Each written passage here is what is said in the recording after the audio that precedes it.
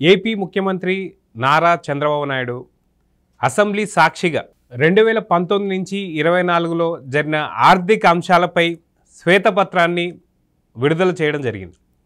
అయితే వీటిపై బుగ్గన రాజేంద్రనాథ్ రెడ్డి ఎవరైతే మాజీ ఆర్థిక మంత్రి ఉన్నారో ఇవన్నీ తప్పుల తడికలు అంటూ మాట్లాడిన వ్యాఖ్యల్ని ఎలా చూడాలి? అయితే తమ హయాంలోనే ఏదైతే గ్రోత్ పెరిగింది అని చెప్పి మాట్లాడుతున్నటువంటి వ్యాఖ్యల్లో నిజం ఉందా లేదా? అయితే వీటన్నిటి గురించి మనతో మాట్లాడడానికి సీనియర్ జర్నలిస్ట్ సత్యమూర్తి గారు ఉన్నారు. వారిని అడిగి తెలుసుకుందాం. సార్ నమస్తే. నమస్కారం అండి. అసలు 2019 నుంచి 24 వరకు జరిగినటువంటి ఆర్థికంగా ఉన్నటువంటి ఒక శ్వేతపత్రాన్ని రిలీజ్ చేశారు అసెంబ్లీ సాక్షిగా. అయితే వీటన్నీ కూడా తప్పులు, అదిగా ఇప్పుడు ఇవన్నీ ఎందుకు చెప్తున్నారు అంటే చెప్పినటువంటి ఒక పథకాల్ని అమలు చేయడం ఇబ్బందులు కాబట్టే ఇప్పుడు మా మీద నెపం తోస్తున్నారు అన్నట్టు మాట్లాడుతున్నటువంటి బుగ్గన రాజేంద్రనాథ్ రెడ్డి మాటల్ని ఎలా చూడాలి? ఇప్పుడు శ్వేతపత్రం రిలీజ్ చేయటం అంటే దాని మీద రాష్ట్ర ప్రభుత్వం దగ్గర ఖచ్చితమైన సమాచారం ఉంటేనే శ్వేతపత్రం రిలీజ్ చేస్తారు.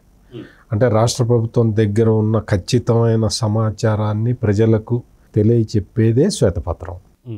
అంతే తప్ప ఊరికే తప్పుల తడకలు చెప్పడానికి ఇదేదో ప్రైవేట్ అఫైర్ కాదు. ఇది ఇక్కడ ఏంటి అంటే బుగ్గన రాజేంద్రనాథ్ రెడ్డి ఏం చెప్తున్నాడు అంటే ఆ పథకాలన్నీ ఎగ్గొట్టడానికే చంద్రబాబు నాయుడు ఈ విధంగా చేస్తున్నాడు అని ఎలిగేషన్ చేస్తున్నాడు.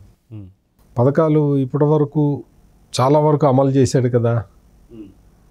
సామాజిక భద్రతా పెన్షన్లు జగన్మోహన్ రెడ్డి 1000 రూపాయలు పెంచటానికి 5 సంవత్సరాలు తీసుకున్నాడు.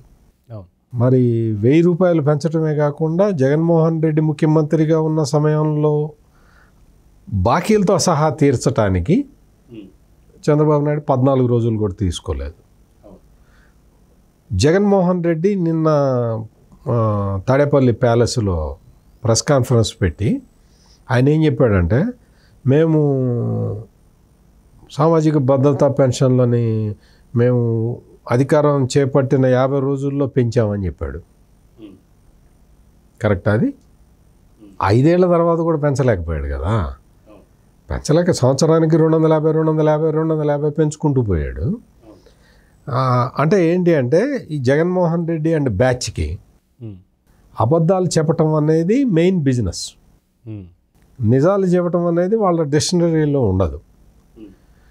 చంద్రబాబు నాయుడు ఇచ్చిన హామీలని అమలు చేయటం లేదు అనేది ప్రచారం చేయాలి వాళ్ళు. ఆ ప్రచారం ఎట్లా చేయాలి?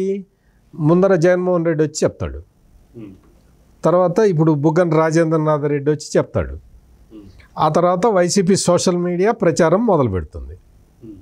ఇది వాళ్ళు చేసే పని అనమాట. ఇది ఈ మోడస్ ఆపరండి. ఇది మొత్తం అంటే అసత్యాలని ప్రచారం చేయటంలో జగన్మోహన్ రెడ్డి మాస్టరీ చేశాడు. పిహెచ్డి చేశాడు, డాక్టరేట్ కూడా వచ్చింది. అన్నీ అబద్ధాలే. అతను అబద్ధాలు చెప్తాడు.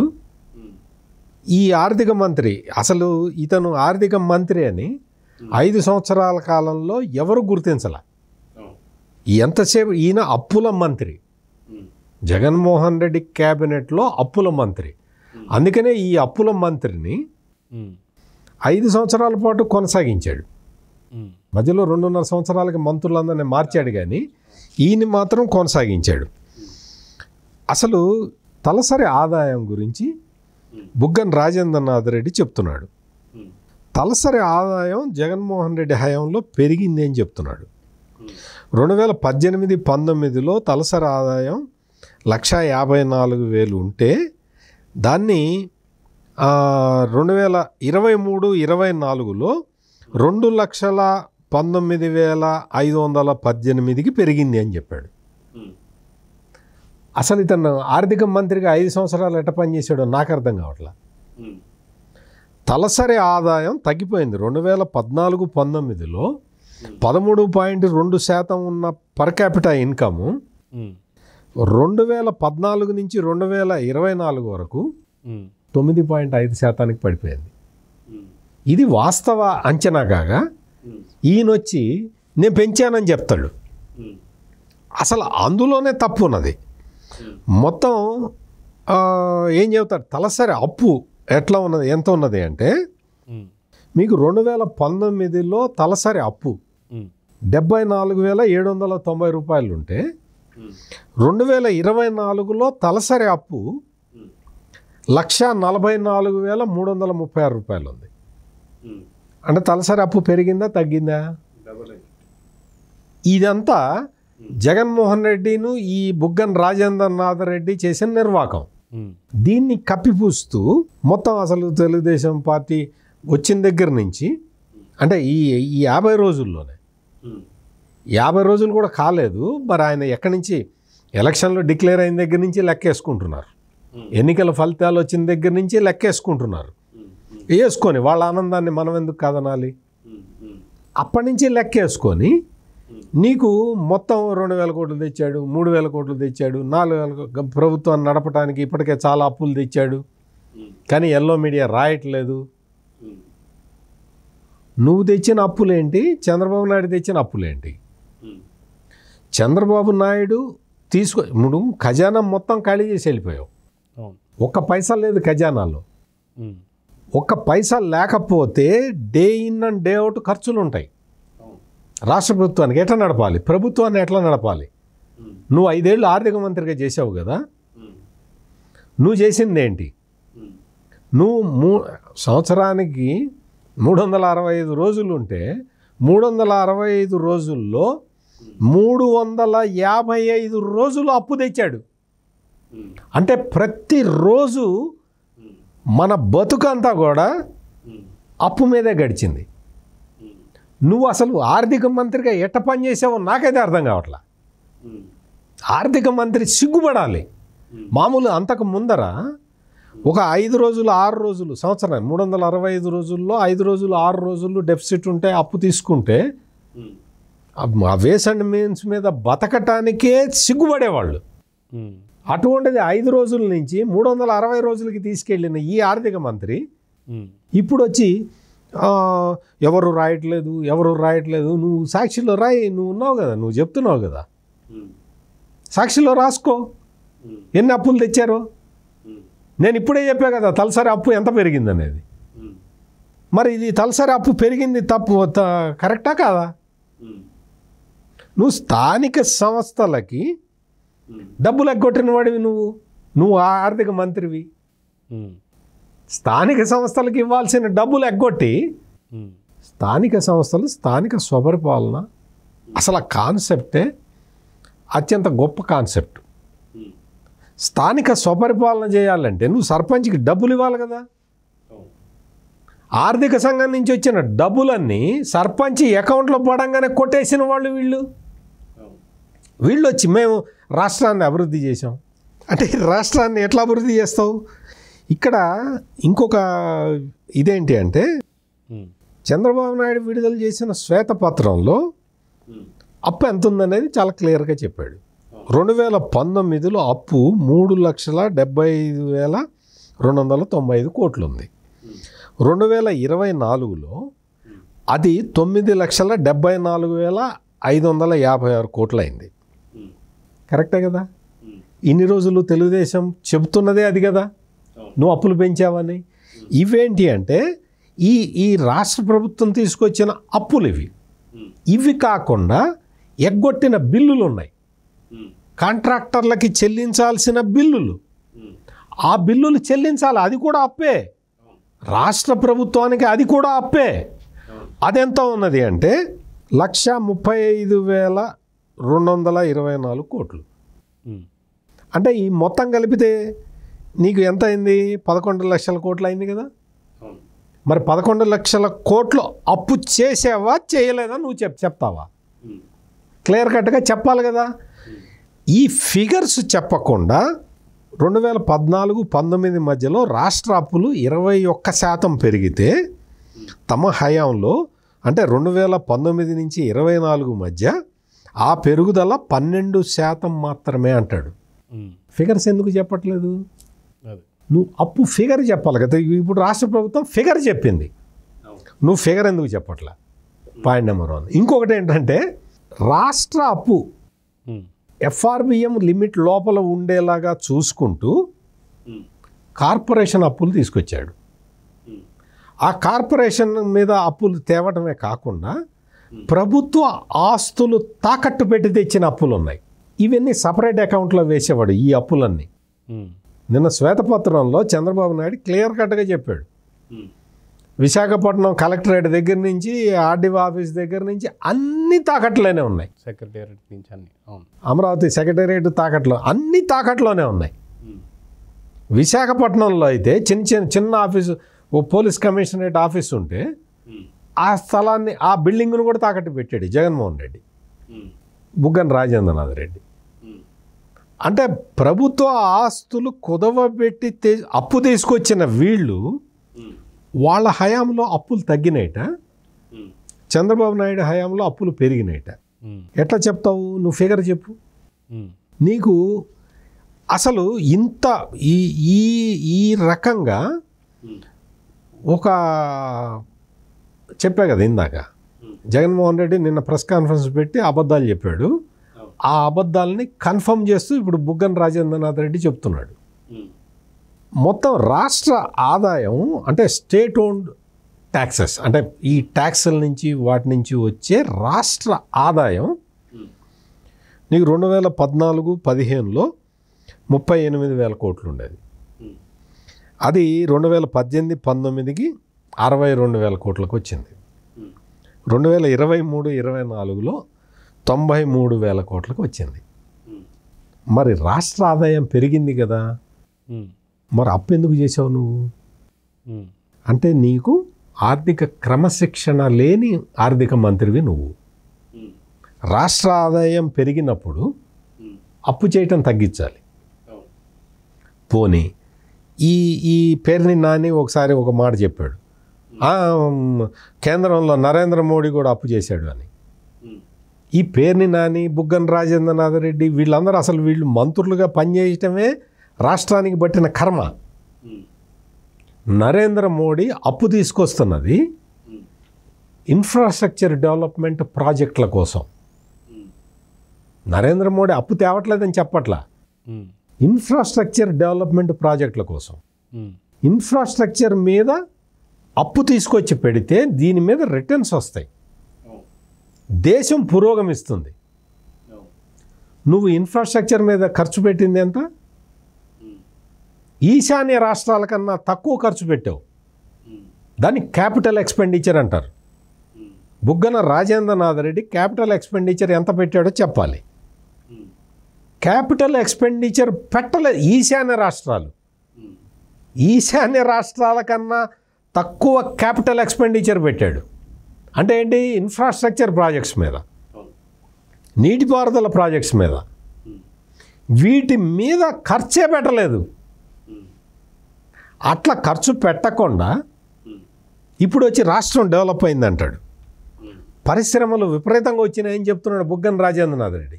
1.5% పెరిగింది ఇండస్ట్రీస్ అన్నట్టు చెప్పుకుంటూ వస్తున్నాడు. ఒక్క పరిశ్రమ చెప్పు బుగ్గన రాజేంద్రనాథ్ రెడ్డి, ఒక్క పరిశ్రమ. నువ్వు నీ జగన్మోహన్ రెడ్డి కలిసి తెచ్చింది ఒక్క పరిశ్రమ పేరు చెప్పు. ఎక్కడొచ్చిందో చెప్పు, ఎంత ఎంప్లాయ్మెంట్ జనరేట్ అయిందో చెప్పు. పరిశ్రమ తీసుకొస్తే ఎంప్లాయ్మెంట్ జనరేషన్ కావాలి కదా, ఎక్కడ జనరేట్ అయిందో చెప్పు. నీకు అటువంటి డీటెయిల్స్ తెలియవు. నువ్వు చేస్తే కదా డీటెయిల్స్ నీ దగ్గర ఉండటానికి.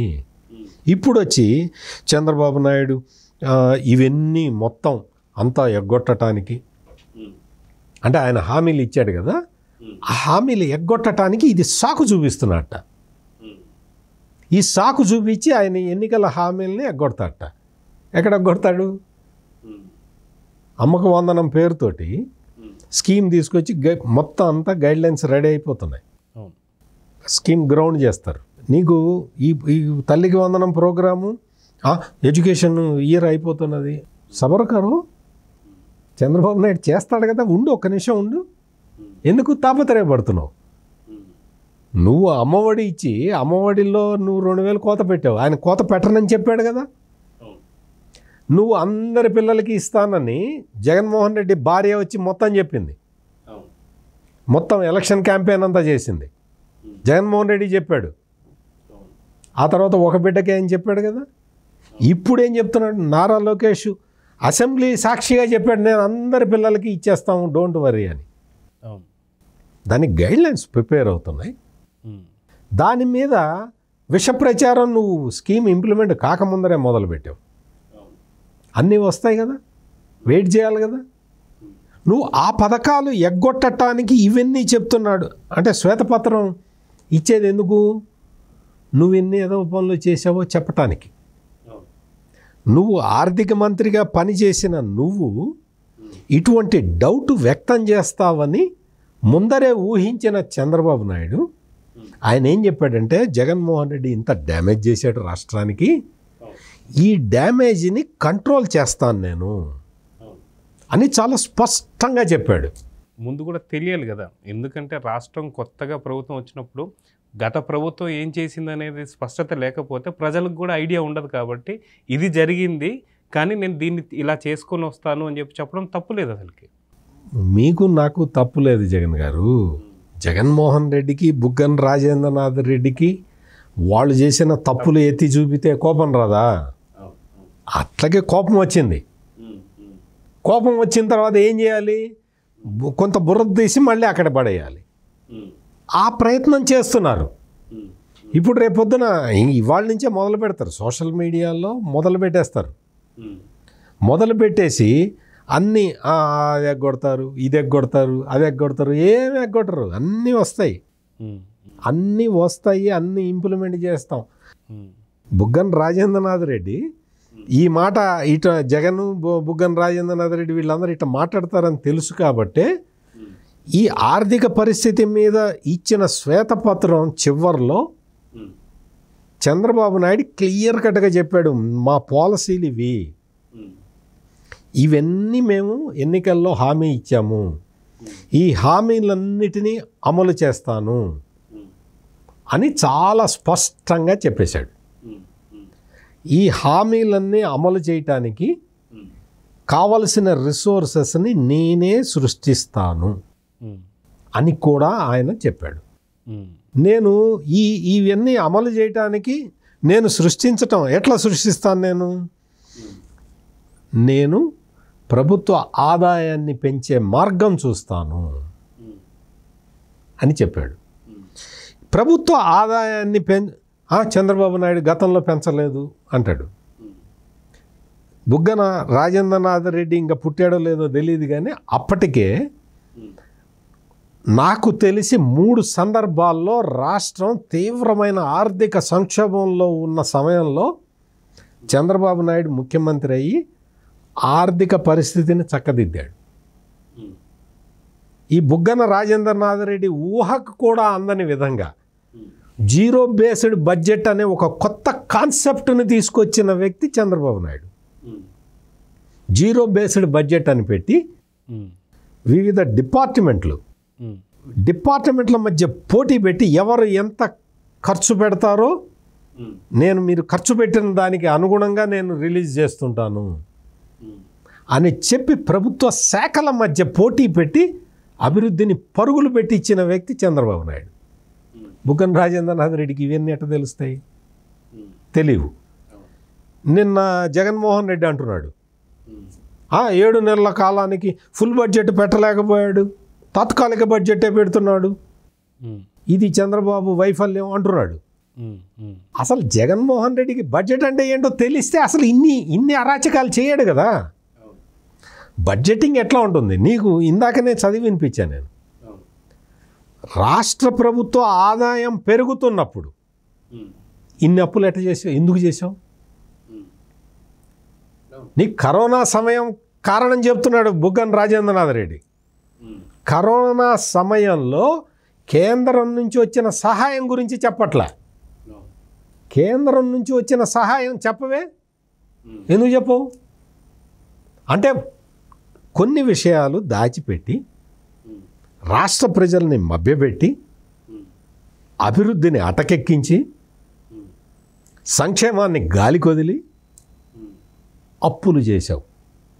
ఈ అప్పులు ఎక్కడికి పోయినాయి?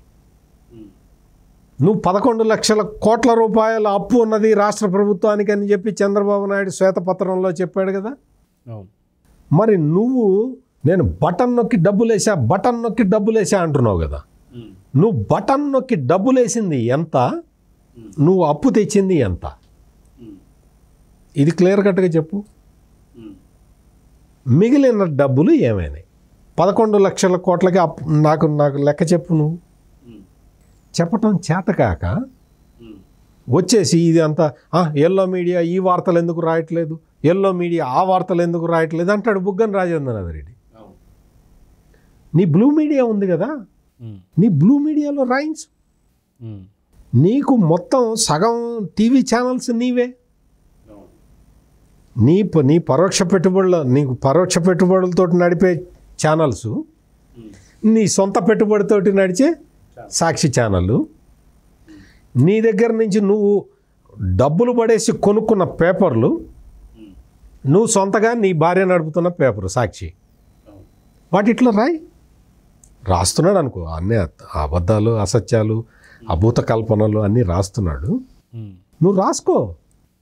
మొత్తం అబద్ధాలు చెప్పటం ద్వారా ప్రజల్ని మభ్యపెట్టాలి అనుకోవడం పొరపాటు. బుగ్గన రాజేంద్రనాథ్ రెడ్డి ఏ రోజున కూడా ఆర్థిక మంత్రిగా ప్రవర్తించలేదు, అప్పుల మంత్రిగానే ప్రవర్తించాడు. బుగ్గన రాజేంద్రనాథ్ రెడ్డి కేంద్ర ఆర్థిక మంత్రి నిర్మలా సీతారామన్ దగ్గరికి వెళ్ళి ఎన్నిసార్లు చేతులు కట్టుకొని నిలబడ్డాడో, ఆమె ఎన్నిసార్లు చీగొట్టి పంపించిందో దాని మీద కూడా బుగ్గన రాజేంద్రనాథ్ రెడ్డి రాష్ట్ర ప్రజలకి చెప్పాలి. ఏమయ్యా పొద్దున్న లేచిన దగ్గర నుంచి అప్పు కోసం నా దగ్గరికి వస్తావేంటయ్యా, చీపో అని చెప్పి నిర్మలా సీతారామన్ ఎన్నిసార్లు విదిలించి కొట్టిందో బుగ్గన రాజేంద్రనాథ్ రెడ్డి ఆ విషయం చెప్పుకుంటే ఆయనకు కొంత సానుభూతి అన్నా వస్తుంది. అంతేగాని బట్టకాల్చి చంద్రబాబు నాయుడు నెత్తిన వేద్దాము అంటే నమ్మటానికి ప్రజలు ఎవరు సిద్ధంగా లేరు. సో చూద్దాం సార్, ఖచ్చితంగా బుగ్గన చెప్పిన మాటలు ఇప్పుడు ఎవరు నమ్మే పరిస్థితుల్లో అయితే లేరు. ఎన్ని విష ప్రచారాలు చేసినా, ఎంత చేసినా సరే ఇప్పటికీ ఒక మ్యాండేటరీ అయితే కూటమికి అయితే ఇచ్చారు. ఖచ్చితంగా బాబు గారి మీద ఉన్నటువంటి ఒక నమ్మకమే ఇప్పుడు సుభిక్షంగా ఈ యొక్క ఆంధ్ర రాష్ట్రాన్ని తీసుకెళ్తుంది. చూద్దాం జరుగుతుంది. నమస్తే. నమస్కారం అండి.